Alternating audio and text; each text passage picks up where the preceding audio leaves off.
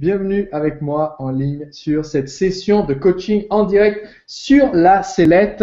Aujourd'hui, vous êtes en compagnie de moi-même, Sébastien, marketeur français, mais également de Fabrice Mouchin et Mathieu Deloison, copywriter et conseiller marketing qui travaillent avec moi pour vous aider aujourd'hui sur cette session de sellette. Et Fabrice, je te laisse donc dérouler les questions. Donc on va rentrer tout de suite dans le vif du sujet parce qu'il y a beaucoup de questions qui ont été envoyées. Et la première thématique sur laquelle on va travailler ensemble, ce sera les lancements orchestrés. Donc la première question nous a été envoyée par Didier Coutan, qui nous dit « Bonjour Sébastien, je prépare mon premier lancement pour la première quinzaine de mars. C'est une formation pour atteindre et se maintenir à son poids de façon naturelle, le programme Poids Idéal. J'ai du mal à faire grossir une liste d'environ 90 prospects. Quel est le minimum critique pour lancer mon produit, sachant que je table sur 90 à 100 ventes? Doit-on prendre comme base le ratio de 4% de transformation? Je bosse tout seul et j'ai du mal à faire évoluer ma liste. Sachant que les modes évoluent vite, quelles sont actuellement les meilleures pistes pour augmenter le nombre de mes followers? Alors, ça fait beaucoup de questions, mais on va y aller progressivement. Donc déjà, la première chose, c'est par rapport à ce ratio de 4%. Un ratio de 4% au niveau des ventes, donc c'est-à-dire sur 100 personnes qui vont être invitées à voir ta campagne, avoir 4 personnes qui achètent, c'est vraiment un très très bon taux de conversion. Donc personnellement, je t'encouragerais plutôt à prendre une fourchette basse de 1% de transformation afin d'être beaucoup plus réaliste, surtout si c'est ton premier lancement, puisque tu n'as pas encore de visibilité pour savoir quel va être ton taux de vente réel par rapport à ton offre, par rapport à ton email, par rapport à tes titres d'email.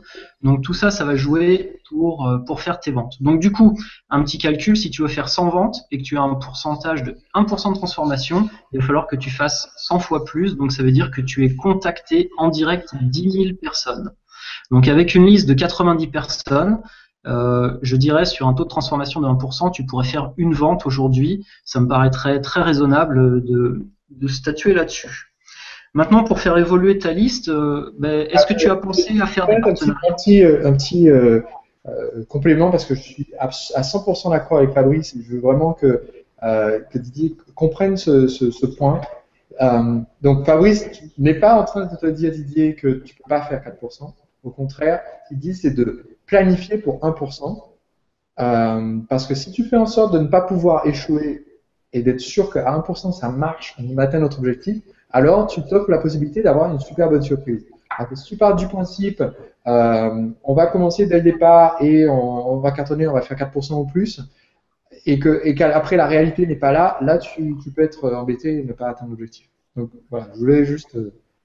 Ouais, moi j'ai constaté quelque chose en suivant lancement orchestré justement, c'est que la plupart du temps sur Internet, on a des taux de conversion qui sont inférieurs à 1% avec des techniques standards de vente, que le lancement orchestré en général nous garantit 1% et on va relativement facilement, quand on commence à connaître le process, vers une transformation de 3%.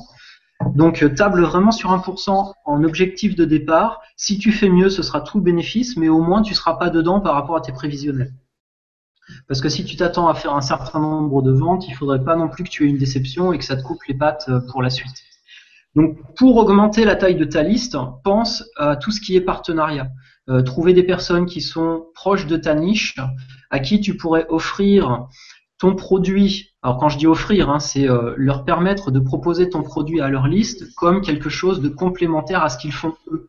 Par exemple, la perte de poids, qu'est-ce qui pourrait peut-être qu'il y a des sites féminins qui sont sur la beauté, qui seraient intéressés par un programme de perte de poids, surtout dans le cadre d'un lancement orchestré, puisque tu vas avoir une séquence de 3 vidéos qui va proposer du contenu de qualité sur la perte de poids. Et après seulement tu vas faire la vente. Donc c'est relativement inoffensif de travailler en lancement orchestré pour faire intervenir des partenariats. Donc moi je pense que c'est vraiment cette solution-là que tu devrais privilégier.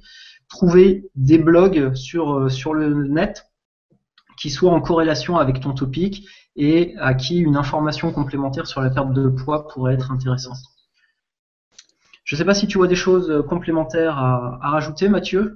Il y a d'autres solutions, par exemple, c'est de faire des articles invités sur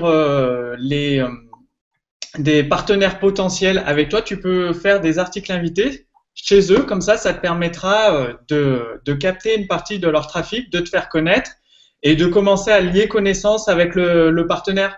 Plutôt que de rentrer de but en blanc en demandant un partenariat, y aller un peu en douceur, faire connaissance, commencer à mieux connaître ton partenaire, lui proposer un article invité. L'article invité, ça te permettra justement de te faire connaître et de commencer à établir une relation de confiance avec ce partenaire. Et au fur et à mesure, tu vas pouvoir lui proposer de promouvoir ton lancement orchestré et ton produit. Et Mathieu est l'artiste dans le domaine puisque en fait ta technique, Mathieu, a consisté à faire des articles invités et à la fin de l'article proposer une vidéo ou un complément gratuit, mais quand les gens s'inscrivent, ils reçoivent en fait ton lancement orchestré derrière. Donc sans le savoir, le site qui accueille ton article invité devient un partenaire pour le lancement orchestré. Oui, c'est ce que j'avais utilisé en fait. Oui, j'écrivais des articles pour un gros partenaire.